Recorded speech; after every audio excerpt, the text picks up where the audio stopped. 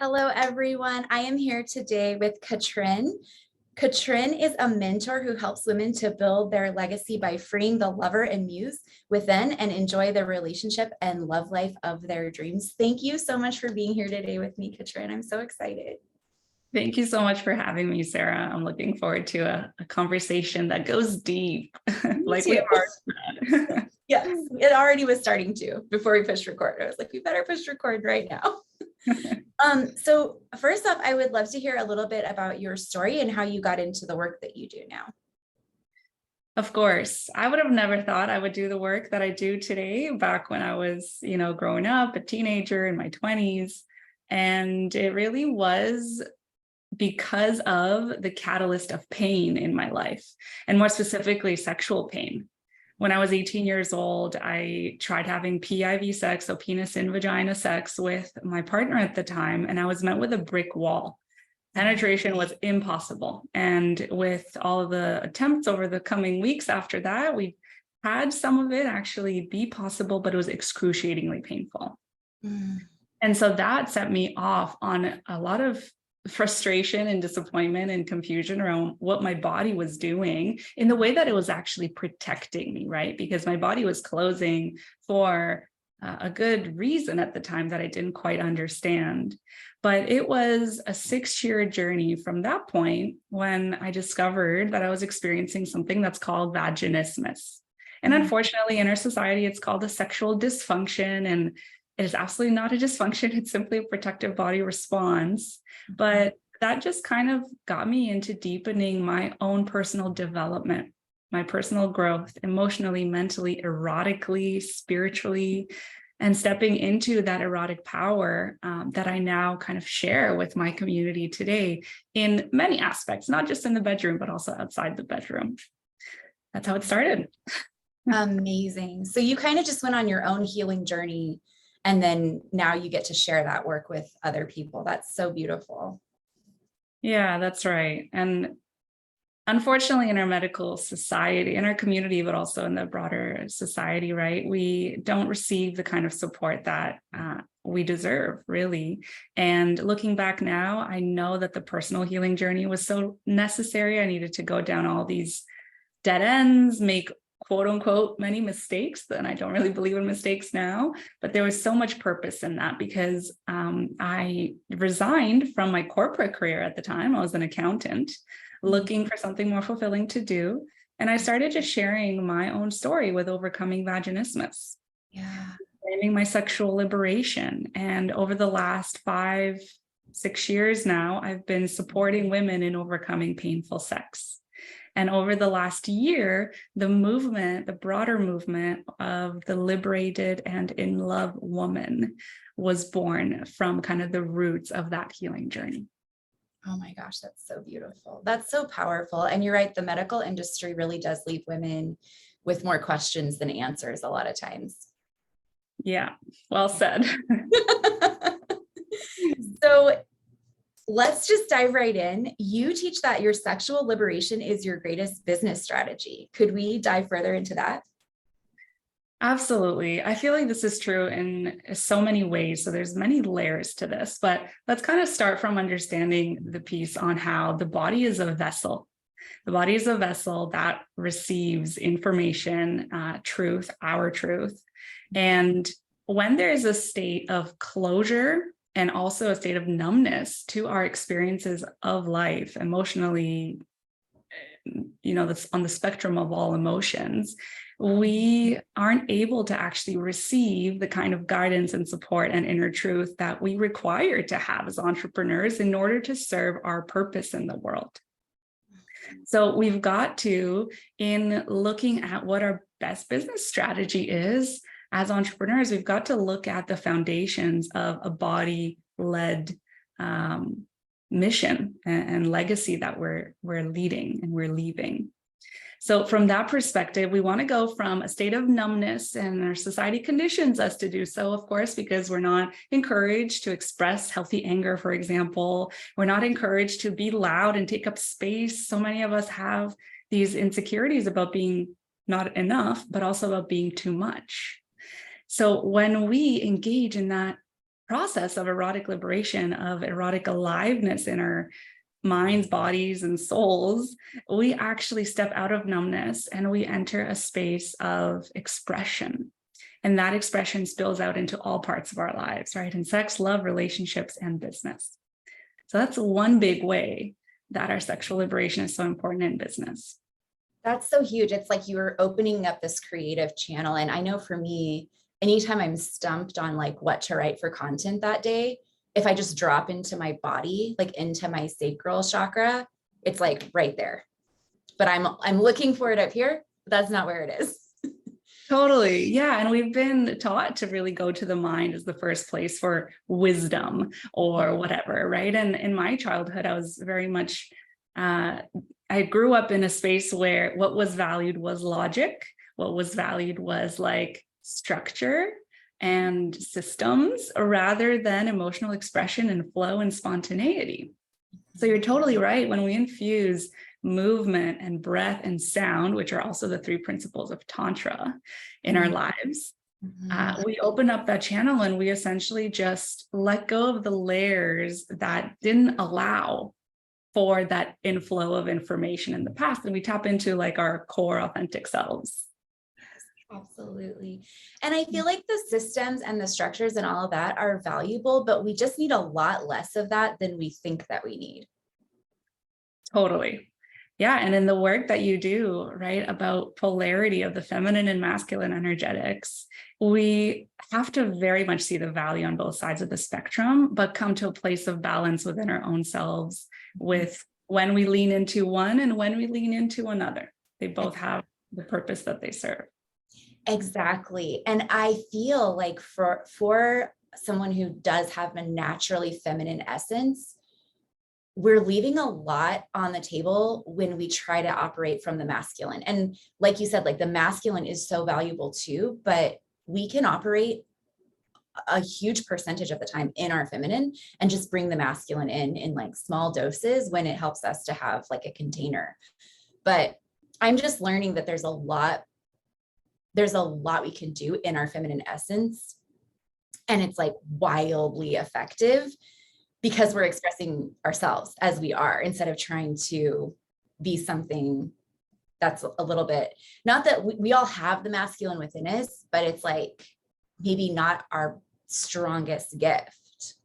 Mm-hmm. It's all about, like you said, tapping into that authenticity of who we actually are. Yeah. And the way that Dr. Gabor Mate speaks about this is that as children and as adults too, we have these two main needs. It's the need for attachment, the need for acceptance, need for love, and also the need for authenticity. But the need for authenticity actually sits just under the need for attachment. As soon as the top need for love, for connection is actually at risk, what do we do as kids? We set aside the need for authenticity and we say, this is not important right now. I am going to lower my voice so my dad can accept me at the dinner table. I'm going to dress up in, not a crop top that doesn't cover my belly so that my mom can let me go out with my friends. And we actually lose ourselves through life because we need to get that love. It's a natural survival mechanism. So I feel like any personal development journey and any recovery from big T or small t trauma, which really is like a breaking of self into pieces, right? And coming back to wholeness, that actually requires us to know that we're loved and supported and to also self-source a lot of that. And to now raise the priority sequence of this need for authenticity and say, all right, I've pretended to be this person. I've worn this mask and that mask around this person or that person. Now I actually get to see the value in who I am from that inner guidance system rather than from the external validation that we look to. Amazing. Oh, yes, yes, yes. It is such a beautiful journey. I've been doing internal family systems work with my therapist. And it's a huge awakening for me because I've been doing this work for a long time and I've been in therapy and I've worked with coaches and I've done so much healing, but giving it kind of like an identity, like that part of you that wants to please other people and realizing that she's protecting my authentic self because my authentic self wasn't welcome. So it really is like more a journey of unlearning than even learning. I love that. Thank you for bringing that example in. And like you mentioned too, it's the protective mechanism. The protective mechanism. And once we start to see that part of us as, oh, she's been on my team all along, I just didn't see it. Or if we start to see our body in the same way, she's been on my team all along, but I just didn't see it, we can walk that path of coming back to wholeness because we share in a sense of understanding and acceptance and love of that part of us that we used to shame. Just like I used to shame my vagina for not being like on board with what I wanted to do, at least on a conscious level, because I felt safe with my partner consciously, not subconsciously. I trusted him, I loved him all consciously, but there were just these deeper layers that were at play that didn't allow me to enjoy what I wanted to enjoy. Yeah, absolutely. So my next question is, you shared in an Instagram post that each of life's highs comes with its flip side. The game of life includes being able to hold the whole breadth of the spectrum. How can we learn to hold the flip side of what it is we're calling in? And how does this help us to thrive in our life and our business? I love this question. This question goes so deep because the way that we exist in humanity as humans is in a state of duality. So there's always the two flip sides, right? There's good and bad, there's light and dark, there's right and wrong, and there's pain and pleasure. So a little visual that I really like to think of in understanding this concept is that there's the spectrum, like you said, with pleasure on one side and pain on the other side. And we right now have a capacity on this spectrum that kind of looks like this bubble in the middle. And this is our capacity to hold. And that bubble is a bubble because it is a circle and it's fully balanced on one side and the other. That means that if we have a really small bubble because we really were afraid of feeling this massive amount of pain, we're also going to have that very same small bubble reflected on the other side, on the side of pleasure. And that means, yeah, we're going to protect ourselves from all of these intense emotions that could be accessed on one side of the spectrum. But that also means we're going to be feeling less joy than we can, right? We're going to be a little bit numb on that end of pleasure too. So what is the way for us to have a more full life experience in general? Well, we've got to start to grow the bubble. Yes. And that starts on the side of pain. At least that has been my experience. When we learn to be safely with the intensity of the energetics of pain, that could be frustration, that could be grief, that could be disappointment, that could be sadness. We are intentionally growing that side of the bubble. And then without even knowing it, we are met with the same growth on the other end. So now when we buy a cone of ice cream at the ice cream store, we're going to start to notice like, oh, wow, I'm enjoying the subtlety of this taste right now more than I used to. Or I'm not so much in my head anymore because I've landed in my body with feeling all that pain, that I can now be in my body with feeling this pleasure. And it truly is a spiritual experience. All experiences are spiritual. Don't get me wrong. I don't feel like there's a difference. But we continuously grow that capacity on both sides. And then the final thing I'll say on this is that it really has to do with our nervous system. In my experience, we've got to downregulate our nervous system, come out of some of the survival strategies, the fight, flight, or freeze. And the painful sex that I experienced was very much an example of the freeze response. And when we do that, we just become a little bit more aware and a little bit more sensitive of all of this information that is flowing in at any given time. How did you like that visual? Does that the best way that I've ever heard it described ever? That is the perfect visualization because it's so, it's just blowing my mind.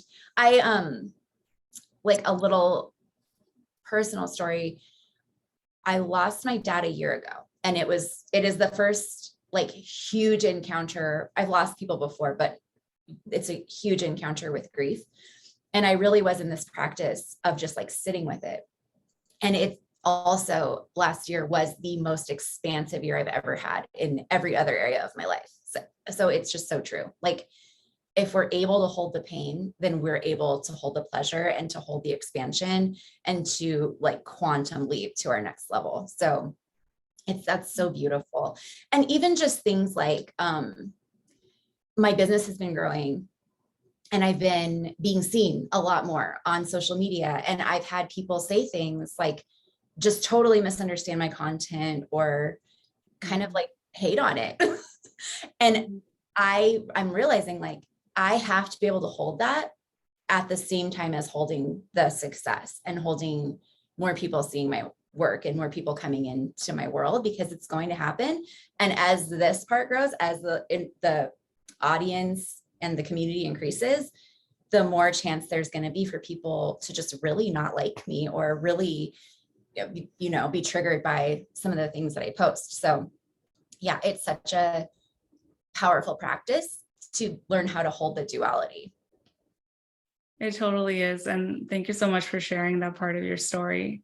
I'm sorry you lost your dad. And I want to acknowledge you for how beautifully you've led yourself through that experience, right? I'm sure it didn't always feel like it in the day of grief. But looking back right now, you expanded your capacity to feel and to hold, and therefore to also be able to hold other people in their intensity, in their pain, in their pleasure, in their celebration. That's huge. Yeah. Oh, thank you so much. Welcome. So how do we stay turned on in our relationships and business instead of getting into a rut and just doing what worked last time? That's also an awesome question. And before we go there, I wanted to comment too on like the haters that you mentioned. Yeah. I feel like if we have a hater, it's almost a piece of evidence that we've made it on some level. It's like, all right, you hit this milestone. Like, like, congratulations on your first hater. Exactly. Yes. You've hit this level of bigness where now people have the opportunity to be triggered by your certainty in yourself. I feel like the way that we start to show up online when we are in this place of certainty, and of course, this also has so much to do with our erotic energy, how we show up in the bedroom, reflecting also on how we show up in our business. But that just really means that you have landed this additional step out in your bubble.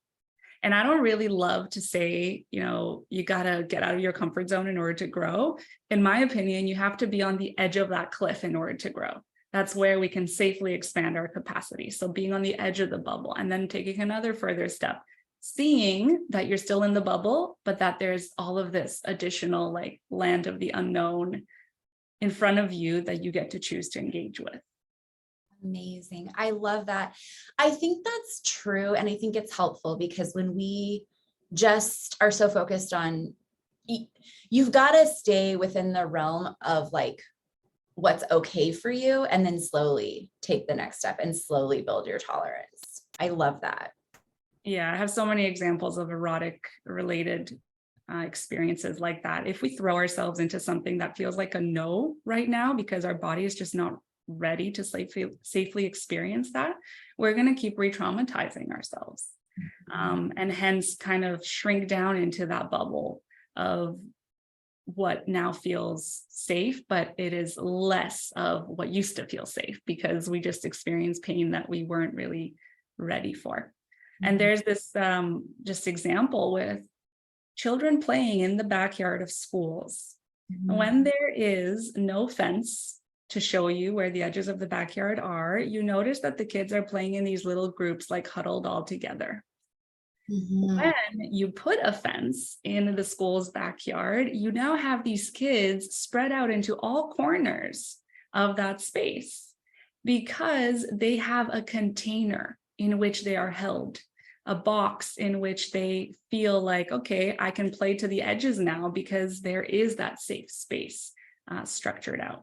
And that's very much the role of the masculine, right? I like to refer to the masculine as the alpha because there's a lot of, unfortunately, toxicity and just trauma related to that part of ourselves. And that's kind of what the alpha does for the omega, is creating the structure, the holding, the bedrock of the river and the flow of water that is actually supported by the masculine.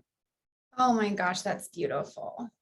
It's you have the best visual descriptions. I love that because that's going to stay with people. That's going to stay with me, and that's going to stay with everyone who hears this. And it's so helpful to, I don't know, at least for me, like I'm a very visual person. So you remember it differently. That's Yeah, totally. I'm so glad that lands. Okay, so back to the question, right? Do you want to read it one more time for us? How can we stay turned on in our relationships and business instead of just getting into a rut and doing what worked last time? Mm-hmm. The way that I like to think of this is that every day is a bit of a fresh slate. And it's actually Shoshana Raven that I'm thinking of in this moment. And she says, you die every day. It is this old identity that you let go of. And there's a rebirth that essentially happens with every living day. And I think that our relationship to grief is actually quite relevant here, because we need to be able to let go of who we were yesterday in order to really meet who we are today. I have seen so many identity shifts happen in my own life, which really is a bit of like a jump over into all of these different parts of myself who always existed, but they just never got a stage to be seen on. They never got to come out and play. So erotically, we can be talking about all the different erotic languages that exist. And this is Miss Jaya's work with the erotic blueprints. And I can probably speak about that for hours, but we show up in so many different areas of life, maybe as the good sister or the innocent daughter or the good girl, right? And then we step into the bad girl, and maybe some of our kinky, intense parts come out to play. Right now, I'm playing in the identity of being a poet, and with some of the poetry that I've shared online. And that feels like an edge. That feels like a part of my new identity that just wants to be seen in this day of my life. So I believe that there is a mindset shift here that is required for us to not be stuck in the rut of what we used to share about. A leap of faith, very much, so that we can actually be like, all right, this has worked before, but I'm following my heart and taking this leap so that I can be playing in a new space that feels exciting. And on the topic of excitement, just being led by that principle, following our excitement. What if we can follow our excitement every single day and see where that takes us? That's amazing. Do you feel like it's important as a business owner to stay kind of in the context of your work or in the context of your niche? Or do you feel like it's okay to just explore exactly where you're at, even though maybe you haven't fully embodied it yet, or you're just integrating it? And like, how do you balance that? Mm-hmm. It might look different for every single person, but I think that staying in the context of our work sometimes can lead to that disconnection from self and a little bit of that numbness, plus have innovation or really be part of our experience so much. Yeah. So some people have said in the past, right, like don't follow as many people on our social media channels that are in your industry. Why don't you follow a photographer or like an animal enthusiast or whoever it is that can actually spark a little bit more of that creative surge to innovate within your own industry? And I like to refer to Victoria Washington here as one example, somebody I'll be being mentored by coming up, and I'm so excited for that experience. And she says exactly that, right? How can we look outside of our industry for inspiration in our industry? Yeah. That answer. Yeah. I feel like there's some people say, you know, don't teach anything until you've fully embodied it in your life. And then there's other people that are like pioneers and they're like, come with me. Here's where we're going, you know, but like we're leading ourselves through our next evolution, and we're bringing anyone who wants to come along with us. But when we do it that way, it's not going to be perfect. And there's not going to be a step-by-step process because we're learning as we go. Yeah, I feel like so it's a little bit of a different conversation when it comes to being inspired by something outside of our realm and then teaching something outside of our realm, or like something that we're experiencing. And I very much feel like we've got to be in the embodiment of what we share. And having said that, that embodiment is only going to keep deepening, right? So if we wait to be at this place of perfection with whatever we're sharing about, we're going to wait forever. And also, being a perfectionist, I can very much relate to this. There's procrastination, that's part of the story there. There is a lot of being hard on ourselves as well when it comes to perfectionism.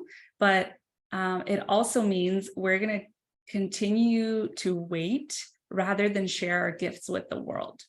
And we're doing a disservice to everyone we would ever interact with if we keep everything that we do know to ourselves, feeling like we're not good at it enough yet. Yes. Yeah. I love that. It's a permission slip to just share what you know and let it land for who it lands for. Yeah, totally. So when we're talking about, and we talked about this a little bit before, but being able to process pain, we have to feel it, right? So how can we safely process our pain? And I think this is going to go back to the conversation about comfort zones, but how can we process our pain without getting lost in it or re-traumatized possibly? Yeah, I feel like there are many ways. And what I do like to speak to is that each person is going to find the modalities that actually work for their body and their mind and their nervous system. And so when I'm in conversation on this topic, I really like to go back to the principles, which are like the bedrock on which all the strategies, tips, and tricks kind of are relying on. And I will kind of touch on a couple of modalities because I feel like, again, the nervous system work is so important. We've got to be in a state of downregulation, having our parasympathetic nervous system be activated in this rest and digest state in order for us to be able to work with emotionally charged memories and big T or small t trauma to therefore be able to make progress with processing that emotion and actually bringing the cycle of trauma to a close. Usually the reason we still experience certain behaviors related to a past experience that was painful is because the emotions around that experience have not been felt yet at their fullest capacity in a safe container. And if we try to, not being in a safe container, tap back into that and try to close the cycle of pain, we're going to be in a state of overwhelm and not being able to actually fully do that. So that's kind of one realm. You could also speak about it from the perspective of being in the energy of the heart rather than the energy of the mind, because in the mind, the way that I like to think of it is that we have these two hemispheres, right? And because there's separation of the hemispheres, that's also synonymous of that duality, that right and wrong. But in the Tibetan traditions, and this is part of what I like to speak about too, when you go into the energy of the heart, you come away from the duality and into unity. The heart is like a one single thing. And I believe that that's where unconditional love lives. In some of my really deep meditative practices, going into the tiny space of the heart, that's where you can be in touch with every single experience of your life and everyone else's life, because we are all one, right? And we could really get really woo-woo here, but it is that difference between the mind and the heart. And a lot of healing has to do with forgiveness of others, most importantly, forgiveness of self. And I really don't think that we can do that if we engage ourselves purely consciously, because the conscious mind is responsible for 5% of our behavior, where the subconscious mind is the other 95%, the iceberg that's underneath the surface of the water. So those are some of the principles to keep in mind with actually healing through things. I have done years and years of therapy, and the quickest healing and like when things really started to work for me was when I started to get into the body and work with myself somatically. Mm-hmm. Because it doesn't work to just talk about it. Like you said, it's like 5%. So like it helps a little bit. And I think it might be a really good starting place for some people, but eventually you're going to have to get into the body and deal with it there. Totally. Back maybe 4 years ago, when I was first starting to be introduced to the subconscious reprogramming modality that I work with, which is called Psych K. And that's also back when I was more attached to like the modality working rather than the principles to the modality working. I used to understand the subconscious mind as being physically located in the brain. But what I've come to learn, and also through Dr. Bruce Lipton's work, is that through his biology of belief work, right, how our beliefs shape our behaviors, is that this programming of the belief is actually held within each cell of the body. So each cell is working according to its programming to act in certain ways with interacting with its external environment. So when I hear subconscious mind and how, I don't think of the brain, I think of the body. And it's exactly that somatic work that you're referring to. That's so, so key, because trauma is held in the body, right? The body keeps the score. And when we're talking about modalities, one beautiful one that I've discovered about 3 years ago that I brought into my work with painful sex to start with is called tension and trauma releasing exercises, TRE for short. And it was created by David Berzelli, or Burcelli, I'm not sure how to pronounce his last name, but it has really helped me and my clients in releasing that physical tension as well as emotional suppression from the body. It's amazing. That's awesome. I'm learning so much. I got really into somatics a couple of years ago, and I was reading like Peter A. Levine, and I just devoured all the books, and I was like, where has this been? Yeah, where has this been all my life? it's a whole new world. It's a whole new world. Yeah. We start to see such a beautiful impact in the way that we create our legacies like this, right? We touched on this before, but an example I can share is that 3 days ago now, I think it was, I woke up feeling in this funk, like stagnant energies, some things I was projecting on my partner, stories I had created. And I woke up with that feeling in my body. What ended up happening, knowing this, right, and leading ourselves through these times, these sticky times, as Shosh calls them, is I started moving my body. I put in my headphones, noise canceling headphones. My partner was still sleeping. And I spent probably like 30 minutes just dancing to music. I felt so much better. And right after that, I felt this pull to just open up my laptop, put my hands on the keyboard. I had no idea what I would write, but that inflow of information just came through me, and I birthed a poem that did not come from the conscious mind. It just came through my body. And that's the poem that I named, Do You Need Me to Need You? And it may have been one of the Instagram posts you looked at. And that just came from a 30-minute dance practice. I have noticed that movement massively strengthens my connection to my creative channel. And I have been going through a phase of a lot of work. I was seeing like my same load of clients. And then I just wrapped up hosting a summit a couple weeks ago. And it's those are a lot of work. So yeah. I was just in this, and I had been for a few months just intensely working, and I had not been moving my body. I hadn't been working out, and I just got back into going and doing workouts on a regular basis. And it's like right there, like everything that I was missing, I'm like, where is it? But like you said, it's in here. It's in your body, and movement is so powerful. Even if that's the only benefit of movement, it would be worth it. But there's also so many others. There really are. And I love that when the opportunity presented itself, right? Because sometimes we get stuck in that busyness, and it's just a normal part of our human experience. It's so important also not to shame ourselves about that. But you remembered, like, okay, I've been looking outwards. Let's look inwards. Let's move the body. Let's get that involved in the creative process. And here it is, right here. It's been here all along. Amazing. I've heard a couple people, I don't know if it was Shoshana or somebody else, or maybe both, but say that movement is a part of working on your business. Like exercising is a part of working on your business. And I resonate with that so much. Yeah, I totally agree. And also finding the ways of movement that may not be uh, as much talked about in our society, like the non-standard ones. Because I wouldn't say I work out on a regular basis. By no means. I love playing volleyball though, right? Going on the beach and playing volleyball.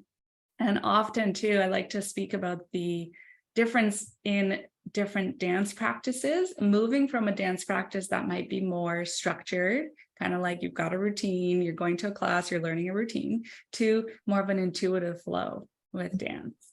And this mirrors in how I teach about touch too, finding safety in touch. And the best kind of touch that we might receive is that intuitive touch. It's not a partner trying to give a really good massage with all the techniques they learned from a professional.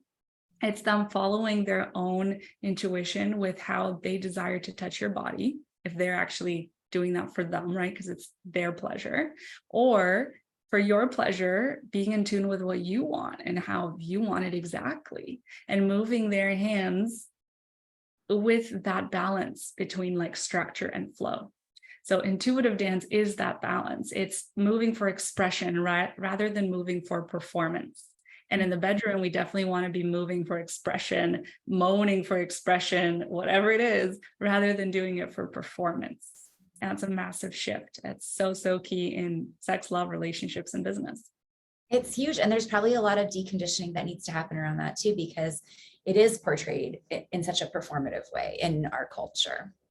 Yeah.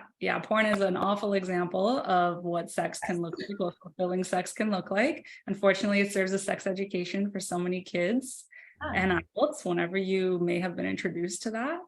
And so there's a lot to unlearn. There's so much to unlearn about sex, and there's so much to unlearn about how to run businesses. I have very much moved from my alpha energy into a more balanced omega and alpha, and I've seen a massive shift. Yes. Oh my gosh. That's what I'm learning and implementing and like falling in love with right now is the feminine energetics of business. It's blowing my mind every day. I'm like, what's happening? You can spend years trying and grinding and pushing and hustling and doing all the things.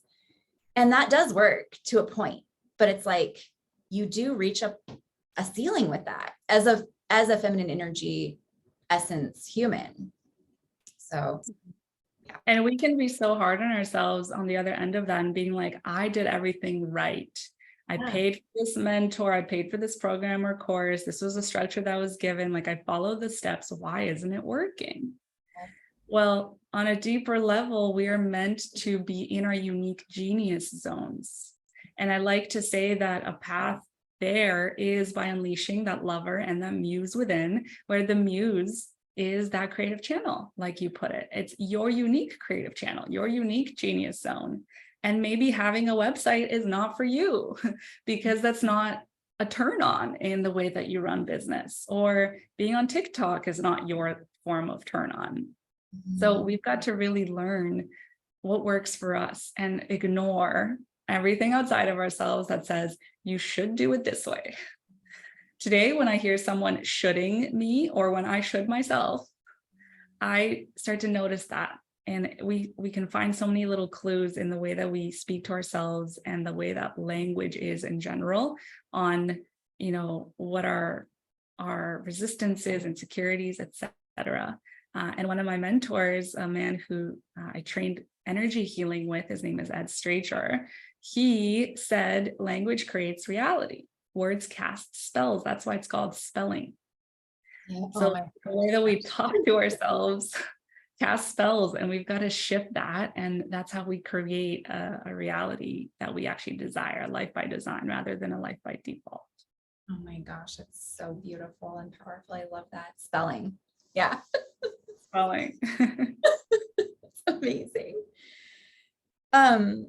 So you talk about healing from perfectionism for yourself, how that involves erotic healing and allowing for the unapologetic embodiment of the playful, silly, seductive, and naughty parts that you had previously kept hidden. Can you share with us a little bit more about that and tell us how can we tap into that for ourselves? Mm-hmm. Any part that we may have kept hidden before, we did it again for good reason because it wasn't accepted. Okay. And that ties very much to shame and fear of being rejected. So in order for us to start to look at those parts and have them see the light of day, we really need to do the inner work related to self-acceptance of those parts. So that's kind of the principle, again, going back to principles. And I would say that there's kind of a bit of an access point that might be different for every single person, which is kind of like the easier in to processing shame. And from there, we start to have the benefits of that spill into other parts of life. So here's one example, and I actually just shared about this yesterday with someone. The in for me was in sexual healing. It was in eroticism. There were parts of my erotic language that I hadn't discovered before, or I may have tapped into them a little bit, but I said like, oh, no, I'm not supposed to like this. So here we're talking about the kinky sides, the BDSM parts of play that I find exciting in certain ways. So dominance and submission and really being taken by a partner in his like really strong alpha energy, being able to surrender and find safety and surrender in that. I find that really hot. And when I was in the beginning stages of finding my sexual confidence, that was not something that I felt like I had any right to explore with myself and a partner. I needed to be the good girl, right? Because I was still in that identity of the good girl. So that in for me was the shame around that kinky side of my erotic expression. And when I started to heal that, I started to notice, all right, well, other parts of shame that I've held is starting to also start to go away. So the example that I mentioned to someone yesterday was in my experience of psychedelic experiences. So it was 8, 9, 10, maybe like 12 years ago now that I had my first psychedelic experience. And there was a massive chunk of time up until probably about 2 years ago that I started to tap back into them again. But in a long-term relationship that I was in during that 4 years, in that chunk of time when I wasn't connected to my curiosity to psychedelics, I was feeling shame about the fact that I ever wanted to be. That shouldn't be part of my journey. That's not spiritual enough. It's not good enough, et cetera, et cetera. So the shame healing kind of goes down in different layers. And last year, I shared the fact that I have had psychedelic experiences with my parents. And that was the scariest thing in my mind that I could do. Mm-hmm. So we keep growing like that. And that's how we start to step into our unapologetic expression. This is who I am. This is what I've done. This is what I've experienced. You don't have to share that with people that you choose not to. That's also our right. And that doesn't mean we're not brave. We just make that choice for ourselves. But if we notice like, oh, I'm not sharing this with my sister, for example, because I feel like I'm going to be judged. All right, well, there's some sort of resistance and insecurity there that can be healed with her involvement or without her involvement. Yes. Beautiful. Yeah, it's like the way you do one thing is the way you do everything. So when you start to heal shame, it has impacts on everything, every part of your life. Yeah, exactly. You also mentioned play, and that was also a big part of my journey because I felt again in that high performer identity that I took on, like I've got to have my head in the books, I've got to make my parents proud, I've got to be the good girl, right?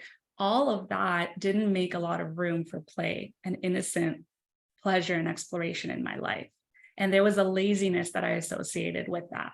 I have another post where I say, I used to lay on the couch just on my phone, like writing something, and my sister would remind me how the dishes needed to be washed and why I was lazy, right? Of course, good intentions there. My sister and I have a beautiful relationship, but that kind of made an impact on me.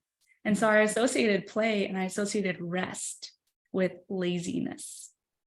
And so this productivity piece that was so associated to how valuable I was in the world, I was only valuable if I was productive, if I was performing, it started to rule my life.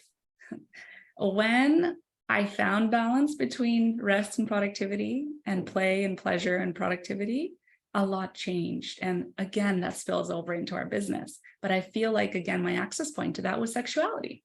And so my clients that I support, their access to that was something different. But it still kind of comes down to the same core. Absolutely. Yeah, that's so important. I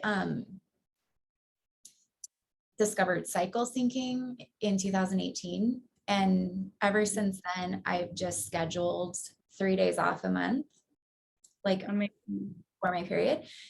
And it's been a really healing thing for me in realizing that rest is like so essential, and it makes me far more productive. Like the rest is like just as important a piece as the productivity. And I don't know. They said in this book that I read, the first book I ever read, it was called Wild Power. And she was like, you're going to get the same amount done, if not more, but you're going to take this time off. And I was like, whatever, I don't believe that. But I just tried it for myself, and it's absolutely been the truth for me. I love that for you. I can share similar kind of steps into that lifestyle too. It's the cyclical life where, yeah, we were brought up to be on the man's clock, which has a 24-hour hormonal cycle. And I that's was just not saying how we every function. day, 365 days a year. Yeah, it's that like consistency, right? Like that doesn't work for us. Not at all. Yeah. And a part of me too, when I started to evolve in this concept, and I would say very recently, someone that I spoke to helped me make the connection that I used to see like, okay, rest is fine because rest is productive. And Yeah. because rest is productive, rest is good. But disconnecting the two is so important. Like, no, rest does not need to be productive in the nature of rest. It is good because it is not productive. And productivity is good because it is productive, but they don't have to be tied for rest to be good. We Well, can just be lazy, quote unquote, lazy on the couch, and for that to be good. But let's take away this whole association that rest is productive. oh my gosh, yes. I love I love this conversation. you. This is so fun. You're amazing. Um, okay, one more question. How can we feel safe being seen, and how does this impact our relationships and business? Ooh, this is such a big one. How do we feel safe being seen and the impact on relationship and business? I think first, in order to feel safe by being seen by someone else, we've got to feel seen by us. And there's a lot of things that we may not want to look at and not want to see the truth about. Mhm. So to have someone else see us fully, we've got to reveal those parts of us that we have been in hiding about first to ourselves. Mhm. So I needed to come to a place of like, I actually want to be tied up in bed. I desire to have this experience. And can I not have like butterflies while I say that, in terms of like rejection butterflies? You know what I mean? And can I not feel like I need to be small around that? Another example is our experience of self-pleasure. So many of our experiences of self-pleasure have been rooted in shame, and we have all grown up in a shame-steeped culture around sex and pleasure. So if we think about how we may have self-pleasured, and with that involved genital touch, let's call it masturbation. And I think the two are very different. But let's say we masturbated, and after that experience, we felt like we need to, or during it, we need to be under the covers. Or this weirdness about like, if we have pictures in the room, like, are these people watching me? Or if someone recently passed away, like, oh my goodness, is my grandpa witnessing this right now? These are very real thoughts and feelings that I personally have. I've had those thoughts too. Right? And we don't talk about this stuff enough. So we've got to first look at all of the ways how we've been hiding in our lives, in whatever facets that is, come to a place of acceptance and even celebration about them, open up the conversation with our own selves first.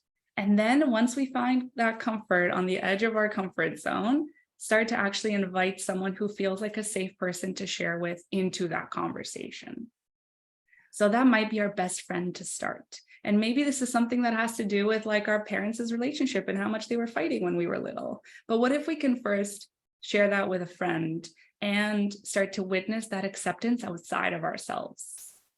And this is such a tricky thing, because if we choose, quote unquote, the wrong person, and typically we choose the wrong person that will mirror an example of rejection, because we still reject it within ourselves. So they actually helpfully trigger us to go back inwards.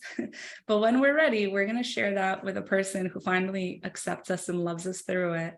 And then we're going to have that experience of positive confirmation of, ooh, this is safe too. And then our comfort level bubble grows. Yeah. Then we get to share it with more and more people, just like was the case for me with psychedelics. I shared it first with the group of people I did it with, right? Then a future partner who created that example of rejection because I was still rejecting it within myself. And now with my current partner, when I've integrated all of those pieces, he feels like it's a beautiful thing. I integrated all those pieces. My parents are in a stage of their life where they actually didn't react in the way that I thought they would react. And they were also accepting. Yeah. So it just kind of flows out like that, but it starts from the inside. That might also mean we do some mirror work, right? So we gaze into our eyes and we see ourselves for those parts of ourselves that we have wanted to hide out with. And then being in connection with other humans, feeling seen in our relationships like this. And as a final component in that business relationship that we have to our legacy, I think that might actually kind of be one of the last waves that flows out from the core of self, best friend, partner, other relationships. And then, all right, it's integrated. It can be in the legacy too. That's amazing. I think that the hidden parts of ourselves, or like the dark parts, a lot of times those are our best parts. Like those are the things that people are just going to love about us and makes us a human, which is amazing because we're here to be human. You know, we came here to have a human experience. So I had this is like kind of a funny example, but I used to have a really big problem with being late. Like I have ADHD, I can never find my keys. I don't have a good concept of how long it's going to take to be somewhere. And I had so much resistance to it. I hated it. I would feel like a massive amount of shame if I showed up somewhere late.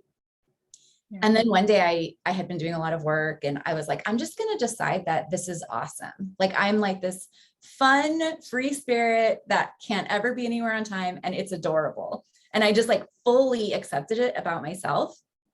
And I haven't been late in like years after.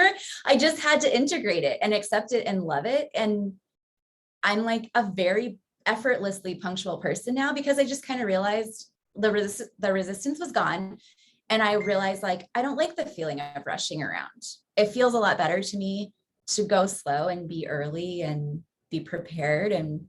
But then it became something that I was doing for me because I wanted to, not something that I was trying to not do because I had so much shame around it. So it's kind of a funny example. And I think when you're talking about this desire for like dominance and submission in the bedroom, I think a lot of women have that desire. Like, I think there's a reason 50 Shades of Grey was the massive success that it was. It wasn't because she was like a brilliant writer. It was because a lot of women were like, secretly, this is really awesome.